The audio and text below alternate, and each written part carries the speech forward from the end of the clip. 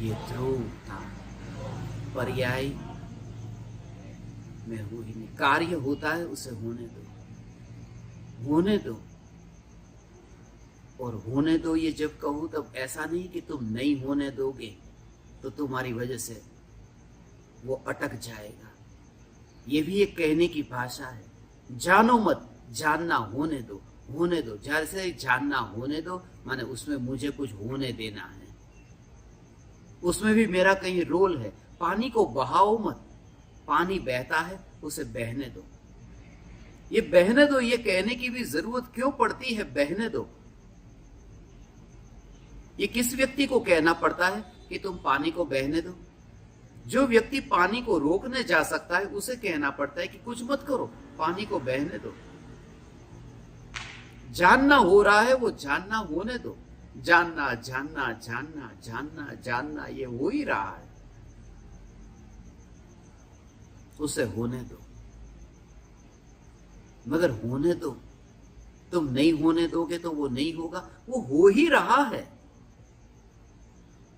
होने दो नहीं, वो हो ही रहा है। सिर्फ इतना कि उससे दृष्टि ही नहीं जाती कि होने दो उस भाव में भी। इसलिए पर्याय का कार्य पर्याय में होता रहता है।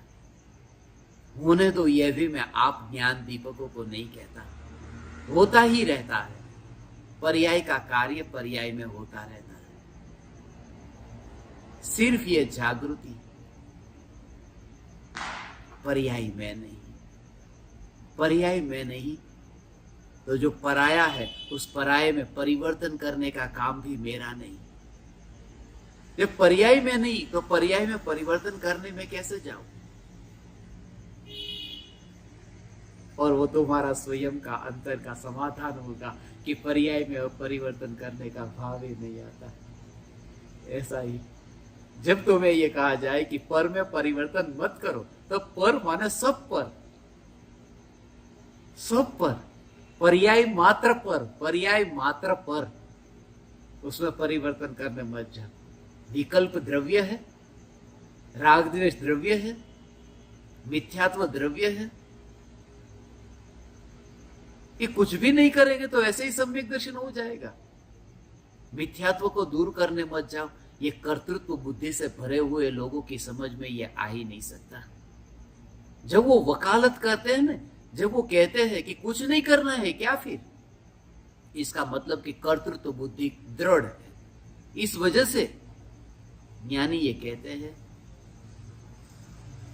पर्याय मात्र का, पर्याय मात्र का कर्तृत्व नहीं।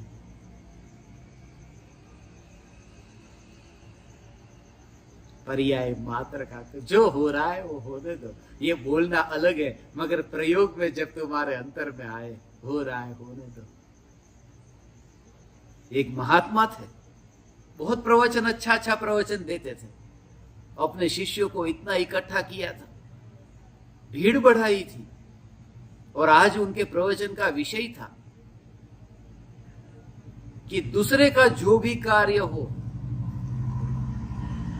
उसमें दखलगिरी नहीं करना है। जो दूसरा कर रहा है उसको करने दो, उसमें तुम दखलगिरी करने मत जाओ। और ये प्रवचन सुनकर के एक शिष्य को बहुत अच्छा लगा कि दूसरा जो कर रहा है वो करने दो। मैं भी तो आपसे यही कहता हूं कि पर्याय में जो हो रहा है वो होने दो ना, दूसरे का जो कार्य है वो होने दो। प्रवचन उस महात्मा का पूरा हुआ। प्रवचन पूरा होते ही ये शिष्य से रहा नहीं गया। ये शिष्य उस महात्मा के पास में गया, बोले आज तो आपने बहुत गजब का प्रवचन दिया, मगर उस प्रवचन में दृष्टांत नहीं दिए थे। मैं 4 दृष्टांत उसके देता हूं जो आपको बहुत उपयोग में आएंगे। पहला दृष्टांत कि एक सरदार जी अपनी पत्नी को लेकर के साइकिल पर बिठा करके जा रहे थे।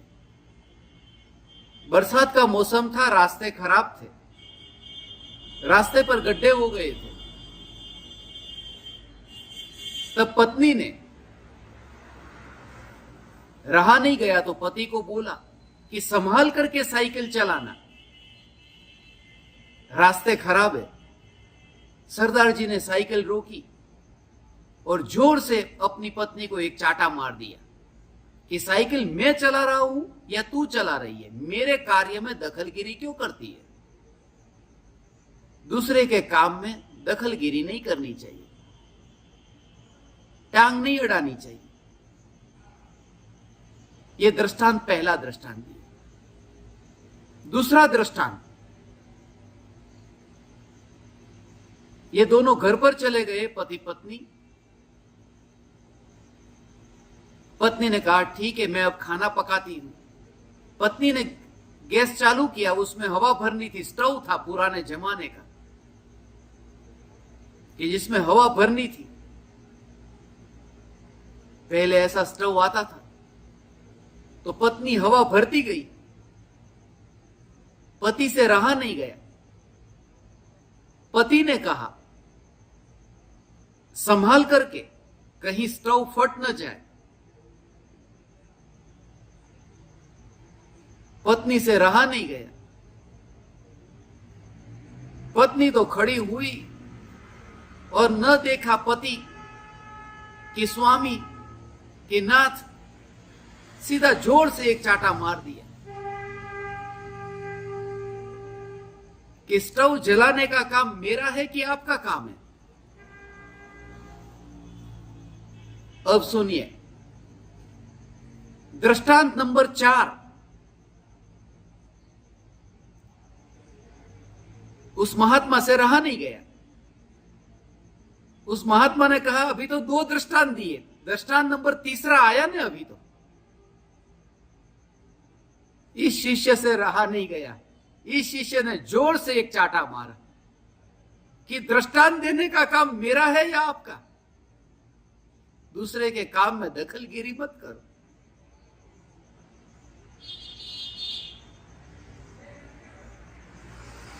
बोलना आसान, तुम प्रयोग करो। दूसरे का जो भी काम है उसमें, एक में तो दखलगिरी नहीं करूंगा, दूसरे में करूंगा नहीं, सब में। और वो कौन कर सकता है? जो व्यस्त है, जिसके पास में अब समय नहीं है। विकल्प को दूर करने के लिए जिसके पास समय नहीं है। तुम पर्याय की निर्मलता की फिक्र मत करना, पर्याय की शुद्धता की फिक्र मत करना।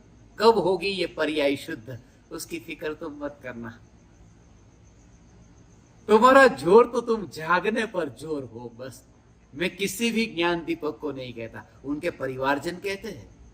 परिवारजन असलियत जानते हैं। किसी भी व्यक्ति की असलियत जाननी हो तो उसके परिवार को पूछो। पत्नी कैसी है उसके पति को पूछो, क्योंकि रोज उनके साथ में रहते हैं, पता है पत्नी कैसी है। यहां पर सफेद कपड़े पहनकर बैठती है, मगर असलियत पति को पूछो, बेटे को पूछो कि घर में कैसे रहती है, वो कितना झगड़ा करती है, कितना विवाद करती है। सब कहेंगे कि पापी है। मगर मैं ज्ञान दीपकों से कहता हूं, मुझे उनकी मोहर नहीं चाहिए। मुझे तुम्हारे से पूछना है कि तुम जागते हुए पाप करते हो? यदि जागते हुए करते हो तो माफ है, क्योंकि जागता हुआ पाप हो ही नहीं सकता। पाप हमेशा सोया हुआ व्यक्ति ही कर सकता है, बेहोश कर सकता है। जागा हुआ व्यक्ति पाप करता नहीं है। जागा हुआ व्यक्ति पाप को जानता है, करता नहीं है। जागा हुआ व्यक्ति पाप का पड़ोसी होता है, पाप का मालिक नहीं होता है। जागा हुआ व्यक्ति पाप पर बैठता नहीं है। जागा हुआ व्यक्ति चैतन्य पर बैठ करके पाप को दूर से देखता है। वो इस पहाड़ पर बैठा है और पाप दूसरे पहाड़ पर। सम्यक दर्शन की फिक्र ज्ञान दीपक तुम मत करना। तुम जागो, बस जागते ही रहो, जागते ही रहो। फिर सपना नहीं आएगा। ये सपना संसार का फिर रहेगा ही नहीं। पूरा संसार एक सपना है, ये स्वप्न नहीं रहेगा। प्रति समय तुम्हारी ये जागृति, इतना इतना कठिन शास्त्रों में बताया है, फिर कैसे हो पाएगा ये सम्यक दर्शन? सम्यक दर्शन कैसे हो पाएगा? यहां कुछ भी नहीं है, कुछ भी नहीं है। जितना कठिन है उतना कुछ भी नहीं है। आज ही मैं भारत में आया और सीधा यहां स्मशान में आया। मैं आज मुंबई में एक ज्ञान दीपक से मिला। मैंने उनसे यही कहा, जागो, बस जागृति कितनी रहती है ये बताओ।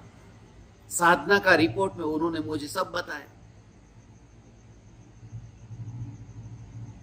कि सब एक भी साधना छूटी नहीं है। बोला ठीक है, ये रिपोर्ट बिल्कुल सच्चा है। पूरा प्रिंट करके ही दे दिया है, पी पी पी पी करके पूरा सब कर दिए। जागे कितनी, जागृति कितनी रही? बोले वो कठिन है। कठिन नहीं है, बेहोशी बहुत कठिन है। जागा हुआ व्यक्ति तो यही कि स्वभाव कैसे कठिन हो सकता है? जब स्वभाव में ही जागृति अंदर स्वभाव में है तो स्वभाव कठिन नहीं हो सकता। और मृत्यु की घड़ी में तुम्हारे पास में समय ही नहीं होगा। मृत्यु की घड़ी में तुम क्या करोगे? मृत्यु की घड़ी में तुम क्या करोगे? एक एक पाप से छूटने जाओगे। परम कृपालु देव ने वो अचानक वो दशा नहीं आई थी मृत्यु की घड़ी पर कि कोई मुझे बुलाना मत, मैं अपने आत्म स्वरूप में लीन होता हूं। सिर्फ जागो।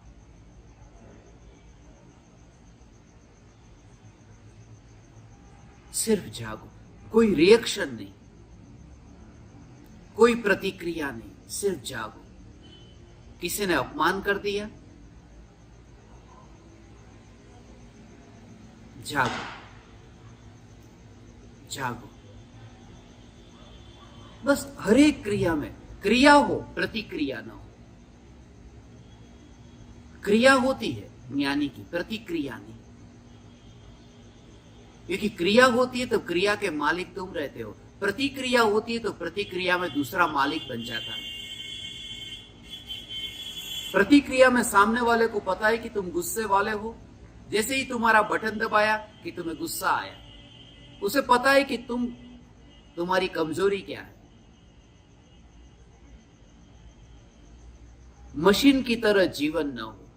हमारा जीवन अभी मशीन की तरह है। सामने वाला मालिक होता है, दो गाली बोल दे कि यहां गुस्सा आता है, जैसे यहां का बटन उसके पास में है। यह प्रतिक्रिया हुई। इसलिए ज्ञानी शास्त्र लिखता है, प्रवचन देता है, पूजा करता है, क्रिया होती है मगर प्रतिक्रिया नहीं। दूसरा उसका मालिक नहीं बनता। और यही तैयारी।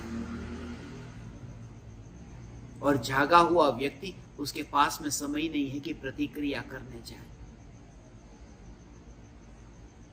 पूरी तरह से जागरूक। अंत में मुझे एक बात अभी फिर से याद आ रही है जो मैं बताना चाहता था। आज जो मैंने मुंबई की बात बताई ना कि बहुत कठिन लग रहा है, ये कैसे हो जाएगा। बस ऐसा ही मार्ग चैतन्य का मार्ग है, ऐसा ही मोक्ष का मार्ग है, ऐसा ही मोक्ष महल है जहां पर ताला ही नहीं है। ये जिन्होंने भी कठिन बनाया है उन्होंने शिष्य की श्रद्धा का शोषण किया है, वरना गुरु की जरूरत क्या पड़ेगी। यदि यह बता दिया जाए कि तुम परिपूर्ण हो, यहां तुम्हें किसी भी चाबी बनाने वाले की जरूरत ही नहीं है, क्योंकि यहां ताला है ही नहीं। तुम परिपूर्ण हो। यह परिपूर्णता की पुकार, यह चैतन्य की मस्ती सदा काल बनी रहे। क्रिया तुम्हारी कोई भी हो, जब तक हम नहीं मिलते तब तक तुम इसका अभ्यास करना।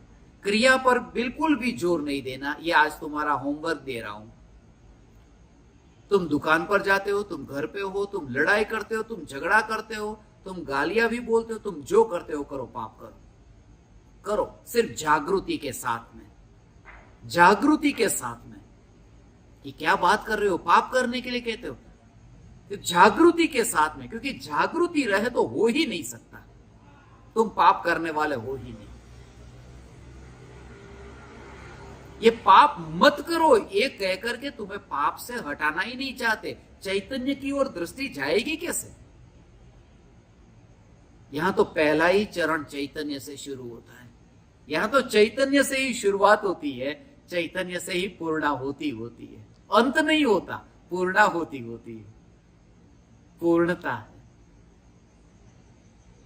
ऐसी प्रति समय देह की क्रिया के काल में मैं चैतन्य तत्व परिपूर्ण हूं। ये परिपूर्णता ही मैं परिपूर्ण चैतन्य चैतन्य चैतन्य।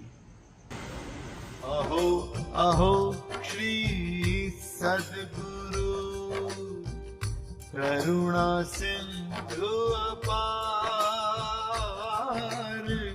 इस पामर पर प्रभु किया अहो अहो उपकार,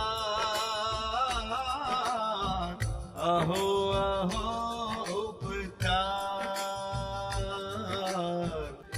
देह सहित जिनकी दशा भरते देहातीत,